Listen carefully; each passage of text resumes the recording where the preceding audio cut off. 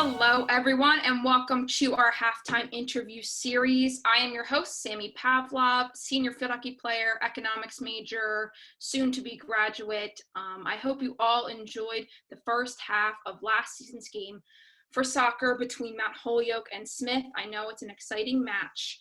And I hope you all have been enjoying these interview series, these games of the week. It's something that I've been looking forward to, and I'm always looking forward to Friday nights, and I hope you all are as well. I'm here with fellow Smithy, fellow economics major, Smith multi-sport athlete, Lisa Black. Thank you so much for making time to chat with us today. My pleasure, Sammy. Yeah, so Lisa, can you tell us a bit about yourself and your experience at Smith? Well, I'm a 1981 graduate, as I think you know, and when I was thinking about colleges, I focused on the East Coast, having, even though I'd grown up in Michigan, both my parents were from the East Coast, from the Boston area, and my mom is a Smith College graduate, proud class of 1955, and Yeah, my father, yes. So unfortunately, her reunion this year was canceled, but I don't think we would have made it up there anyways, given her health. But nonetheless, so Smith, of course, was on my list of schools to take a look at, and I really just loved the campus. That was one thing that really struck me. I enjoyed loved the housing system. I came from a very small school in Michigan, and so having a smaller community, living community, I thought would be advantageous for me. And then another, of course, the academic prowess was top of the list. And then the last thing is that because I participated in a whole host of sports in high school, I was going to participate in sports at Smith, and really thought what a wonderful place to be. The Ainsworth gym had just opened, I think, the year before I came to campus. So it all just clicked for me in a number of different ways. Well, that is awesome to hear. Can you tell us, what sports did you play at Smith? So I started out playing two of the sports that I had played in high school, that being field hockey and lacrosse. I thought about it, actually, it's funny now because I'm wearing the Smith basketball and have watched them, by the way, throughout this season. I thought about playing basketball, and I went out for the first practice, and I tried to hit a jumper from just inside the free throw line, and it hit the net, I think, at most. And I was so demoralized. I honestly didn't come back, which is both good and bad. I mean, the good part of it is I learned how to play squash my freshman year. I took a class and ended up with my rackets background being a pretty decent squash player. So that's what led me to play squash from sophomore through my senior year. And then rowing, I guess along a similar vein as squash, was something I'd never participated in. However, I had watched the '76 Olympics, and Anita de France who I think still is on the Olympic Committee, or was the president of the U.S. Olympic Committee at one point, was rowing, competing in the Olympics. And I thought, wow, what an interesting looking sport, and how easy and fluid it must be, and not having any idea what I was getting myself into. But I decided to go out for crew the fall of my sophomore year, and was fortunate enough to, at that time, be coached and learn how to row from a two-time Olympian who was doing her graduate work, Jan Palchikov, at UMass at the time. Wow, that is awesome. And I'm glad that you played so many different sports at Smith. And being a novice rower, rowing is one of those interesting sports where you can pick it up later on, in college, and become very good at that. Can you talk about, being a novice rower for people who aren't familiar? Sure, it is an interesting sport from the standpoint that every little movement in your hands translates, and I don't know the complete algebra break, but in any event, so part of it was just learning how to maneuver your hands through the stroke and obviously the finish, and then the return, and also, of course, having 8 others in the boat with you. Every little move you made impacted those women that were both in front of you and behind you. And so you had to focus intently so as to keep the boat moving and not catching crabs, and stopping the boat, or at least infringing upon the boat's movement. So I guess that repetition and was something that was interesting to me. And I actually, when you are in a boat and you're all rowing together, you get to the point where it's so fluid, and you can almost feel, maybe it's not almost, you can feel the boat lifting just ever so slightly out of the water when you've got it right. And that is such an exhilarating feeling. And that also spurred me on. I will say though, the first couple of weeks when I got back, my hands were all calloused up, or actually I had a lot of blisters. One of my roommates is a rower, and I have seen those hands, and it is definitely, and I was able to actually see the new boathouse this spring and watch the Smith team row against each other, because unfortunately the spring season was canceled. And it was just so incredible. You know, it's so powerful to watch, and the boathouse was absolutely beautiful. So I'm so glad that the Smith seniors on the crew team were able to have that moment, though it's not how they envisioned. I'm really glad I got to see it. But also, you were a very, very talented athlete. You were inducted into the Athletics Hall of Fame in 2017. Can you talk about, like, what was some of your favorite memories from competition or a game? So I guess starting with squash, I remember going to the Howe Cup at Yale, and for Smith, we were not in the upper tier of the schools that played squash. However, we had a number of very good players, so we were typically competitive. And so I remember going to the Howe Cup and watching some of the top players at Princeton had a very strong program, probably still does, Harvard. And so watching those women and how they played the game, competed, was a lot of fun to try to learn things and improve my game. I happened to do well in winning a consolation match in my senior year in squash, and that was probably the highlight of my squash career, and just really satisfying to have that kind of an outcome. And then switching to rowing, my favorite, well, there are two, of course, as you know, there are two seasons. There's the fall season that are the head races, the longer races, and then the spring season are the sprint races, the 2,000 meter.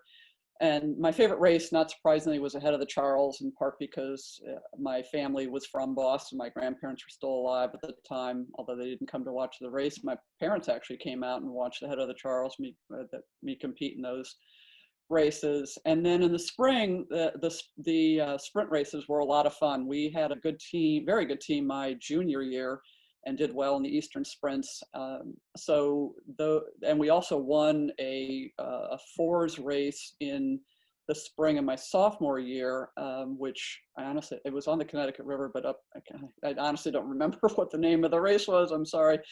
But that was awesome because we were in the far outside lane, so nobody really saw us, but our coxswain was telling us how we stood among our competitors, and we were ahead pretty much the entire race, which I think shocked most, if not all, of the other teams and coaches. So that was really exciting.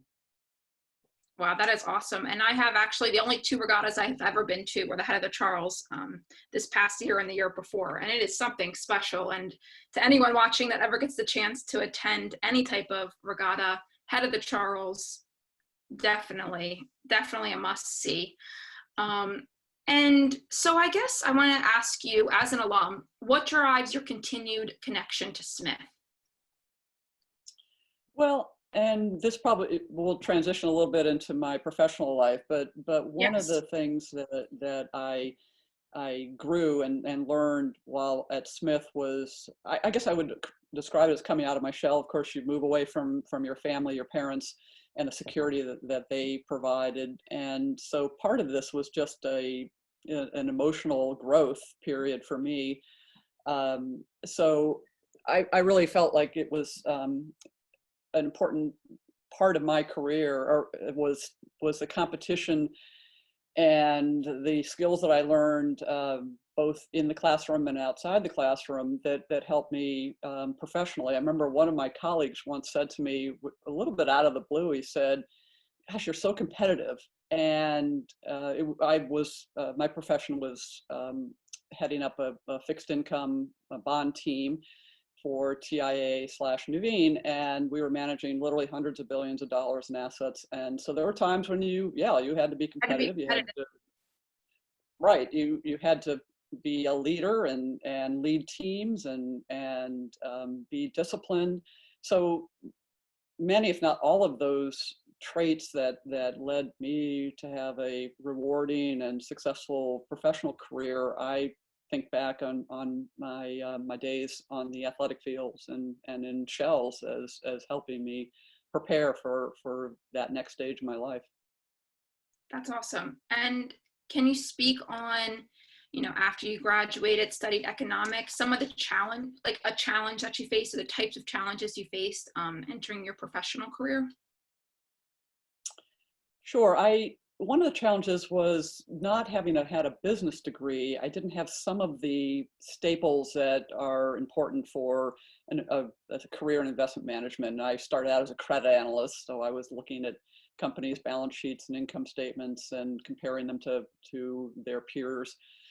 And so I needed to take and did take accounting courses, and and I could have taken them, turns out, at UMass and maybe and Amherst, but I did not. So I actually took several accounting courses when I got my first job in Boston, when I was when I was continuing to row and compete. And then I realized that I needed to get more training, and hence why I went back to business school to earn an MBA, because the skills that, while I think that, and I very strongly believe in a liberal arts education, I think that broad base curriculum was important for me, and I think for others. So just to focus on business, I'm glad that Smith didn't and doesn't have a business per se degree.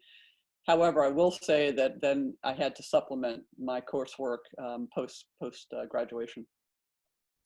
Yeah, I totally agree, and I'm glad you said that I'm headed into finance as well, taking an accounting. But that is some of the advice that I have received is, though you get that holistic education, you're going to miss some of the things like the logistics of accounting and some stuff that you didn't get because you didn't go to business school. But people still say a liberal arts education really teaches you how to critically think, and I'm sure you can speak to that as well. But yes, that's good to hear, as a reassuring almost graduate soon enough. Yeah. Can I just add, though, that a lot of the investment programs now, or firms, particularly those on the so-called buy-side firms like TIAA, they are hiring college graduates or individuals with 1 to say 3 years worth of experience, and not expecting them to have necessarily a full outfit, if you will, of that coursework, but rather have that intellectual curiosity that I know Smithies have. You bet.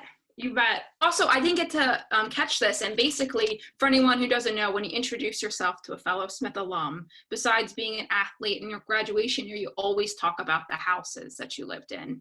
It's like a badge of honor, like another connection. What houses did you live in while you were at Smith?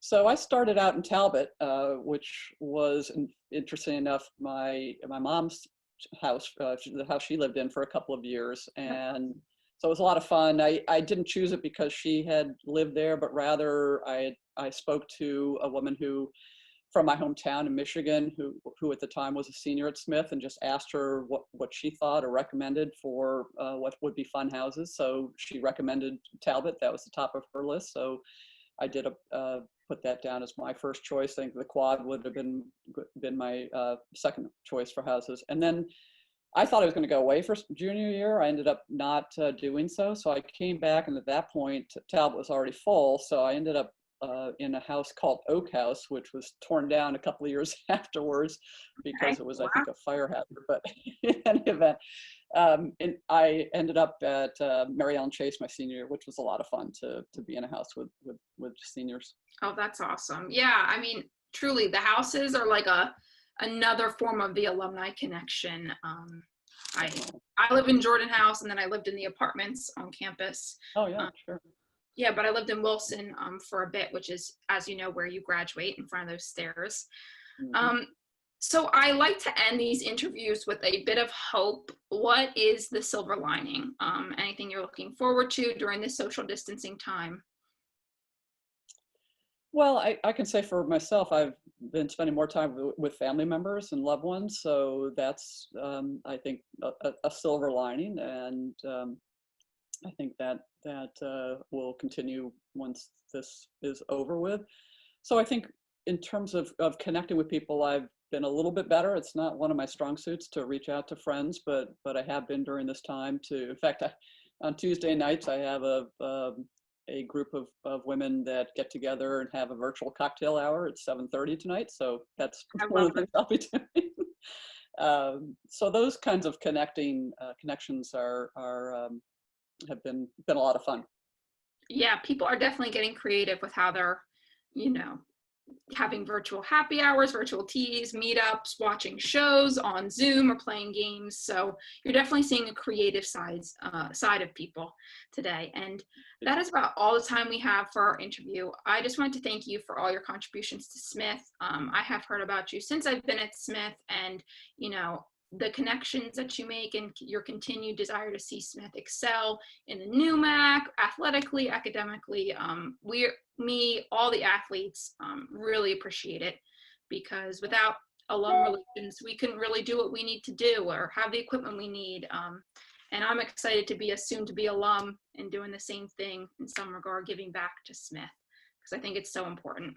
Well, that's terrific. Thanks, Sammy. It's been a pleasure being with you, and congratulations on your upcoming graduation. Oh, thank you. I don't even know how many days till graduation. I think a month, a little less than a month, but I'm looking forward to it. And thank you everyone for tuning in.